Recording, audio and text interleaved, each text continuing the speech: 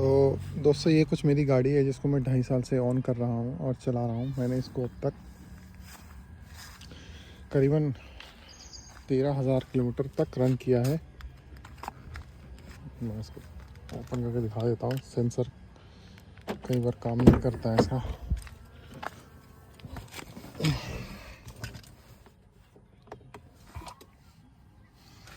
आप देख सकते हैं 13,150 kilometres has been run.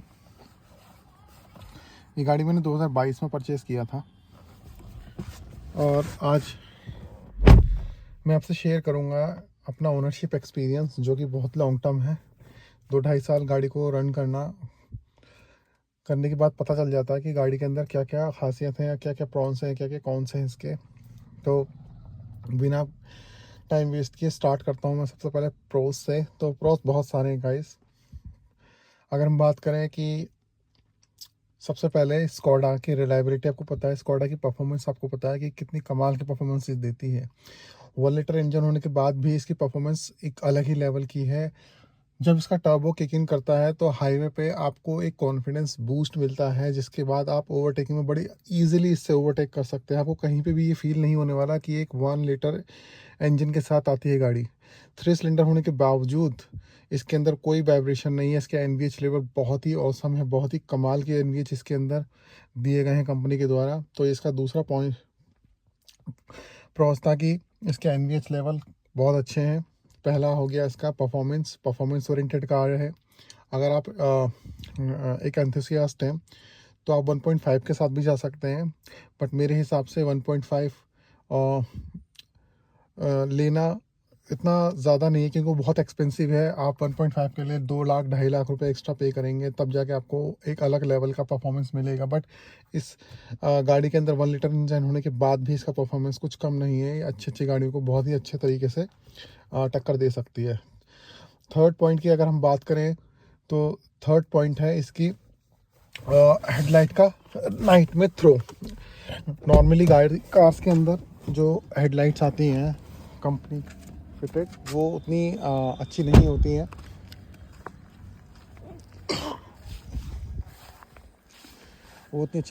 But इसकी जो हेडलाइट्स हैं वो एक क्रिस्टल हेडलाइट्स इसमें दी गई हैं। आप देख सकते हैं यहाँ पे स्कोडा की क्रिस्टल लाइटनिंग।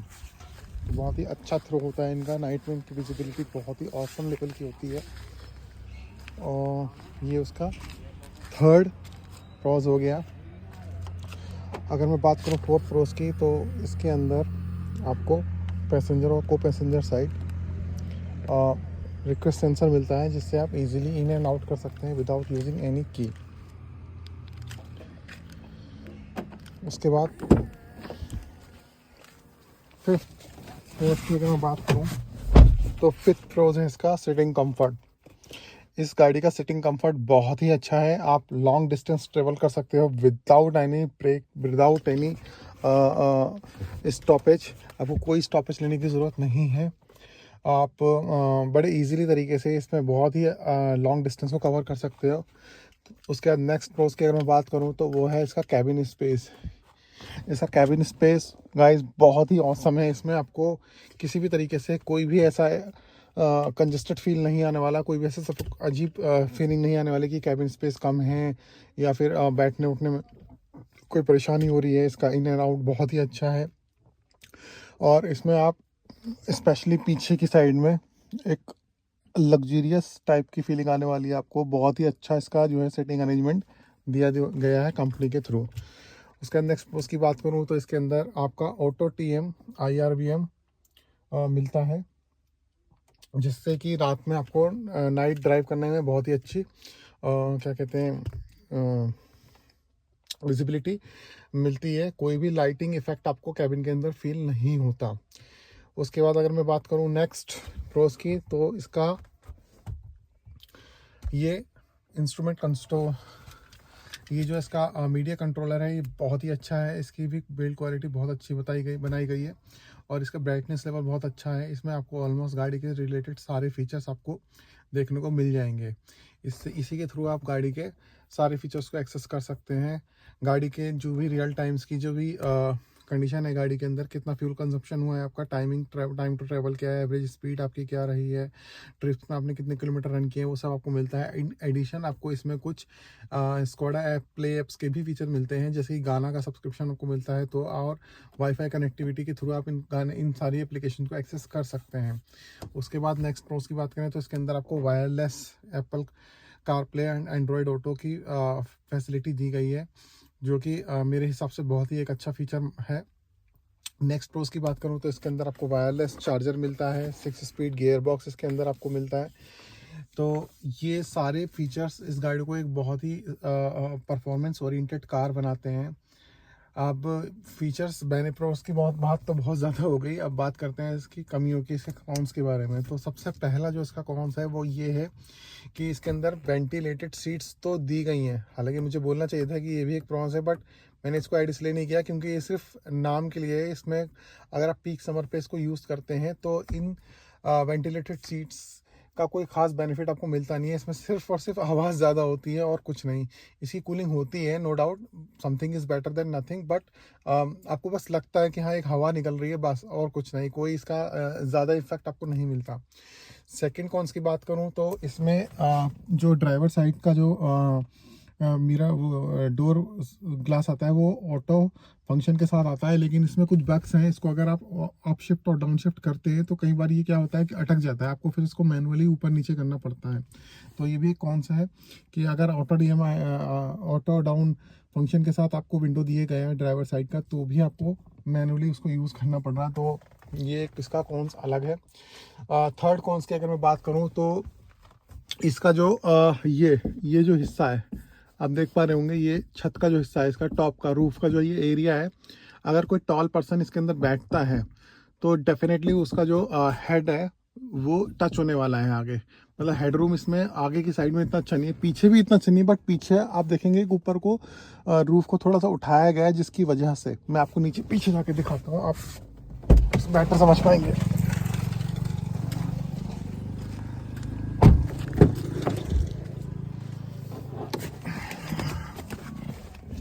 देखिए यहाँ पर आप देख पा रहे होंगे कि कितना रूम मिल रहा है। यहाँ पे थोड़ा सा डिसेंट इनफ रूम है, बट इस साइड में अगर कोई टॉल पर्सन बैठता है तो उसका जो हेड है वो रूफ पे टच करेगा ही करेगा। तो एक इसके अंदर ये बहुत ज़्यादा प्रॉब्लम वाली बात है, क्योंकि अब इसी से रिलेटेड एक और कॉन्स निकल के आता है। अब सपोज अगर इसका रूफ थोड़ा सा हाई होता तो इसके हाई लेंथ और विड्थ में भी थोड़ा सा चेंजेस आते हैं। तो एक कॉन्स इसका ये भी बन जाता है कि इसका जो रोड प्रेजेंस है, मतलब आप 18 लाख की गाड़ी अगर ले रहे हैं और उसके बाद भी आपको रोड प्रेजेंस अच्छा नहीं मिलता तो क्या बेनिफिट है। इसका रोड प्रेजेंस उतना अच्छा नहीं है। ये एक छोटी गाड़ी दिखाई देती है रोड के ऊपर, देखिए इसका रोड प्रेजेंस उतना तगड़ा नहीं होता है जब आप इसको रोड पे लेके निकलते हैं, क्योंकि इसके सेगमेंट में आने वाली गाड़ियाँ जैसे कि क्रेटा हो गई, सेल्टोस हो गई, और अब तो ग्रैंड विटारा भी आ गई है, तो उनके जो रोड प्रेजेंस हैं वो थोड़े से अलग होते हैं, बढ़िया होते हैं।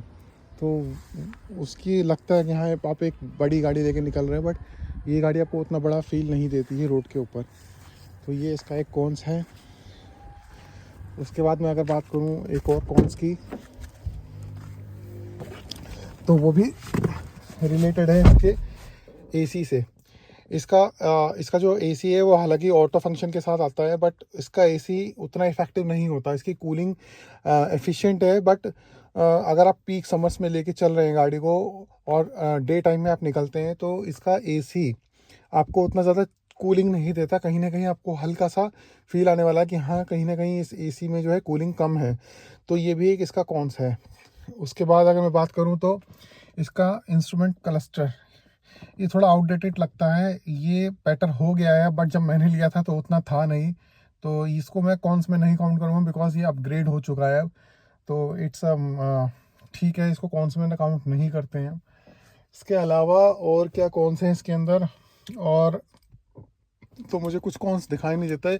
जितने भी कॉन्स हैं वो डील ब्रेकर नहीं है, कहीं ना कहीं आप उसको कंसिडर कर सकते हो, बट ऑफ कोर्स इसके अंदर प्रॉन्स इतने हैं कि वो कॉन्स आप इग्नोर कर दोगे तो आपको कोई इशू नहीं आने वाला। प्रॉन्स में मतलब आप अगर एक फैमिली कार चाहते हो तो स्कोडा बहुत बढ़िया काम कर रही है।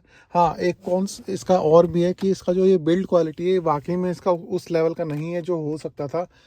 ये देखिए, ये शायद आप सुन पा रहे होंगे, ये आवाज़ करता है, जो कि मेरे हिसाब से नहीं करना चाहिए, बिकॉज हर जगह प्लास्टिक मटेरियल है। चलो प्लास्टिक मटेरियल है, कोई दिक्कत नहीं है, लेकिन ये थोड़ा सा क्वालिटी लेवल में कॉम्प्रोमाइज़ किया गया है। यहाँ पे क्वालिटी लेवल उस लेवल का नहीं है, तो ये भी एक इसके अंदर इशू है।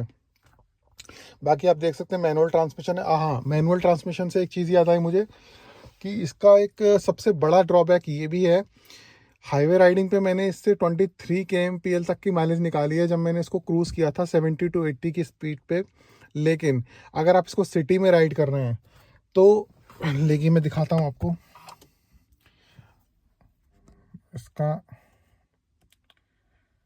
आप चेक करिए मैं क्या कहना चाह रहा हूँ।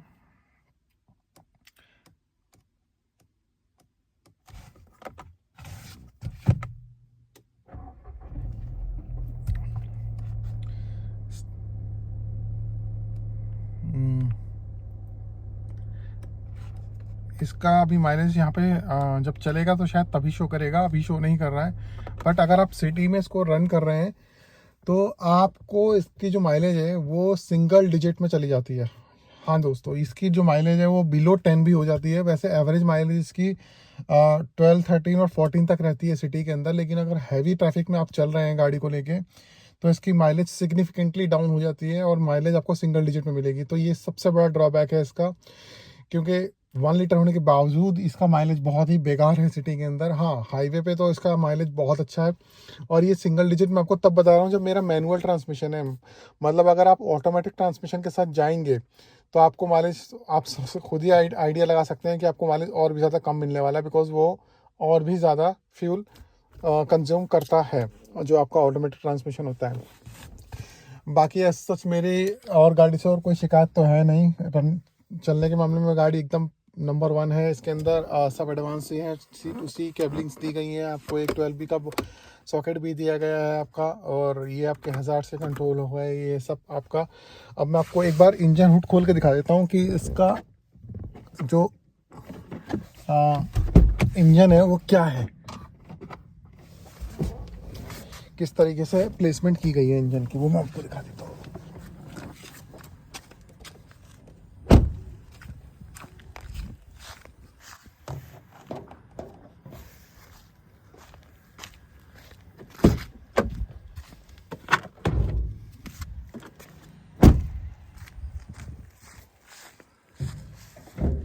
ये देखिए, चूहों का नाश, गाड़ी को बचाइए नहीं तो वारंटी वाइड हो जाएगी। ये कुछ इसका इंजन प्लेसमेंट दिया गया है। आप एक पॉइंट और कंसीडर कर सकते हैं इसके कॉन्स में, कि इसमें कोई भी इंसुलेशन नहीं दिया गया है हुड के नीचे।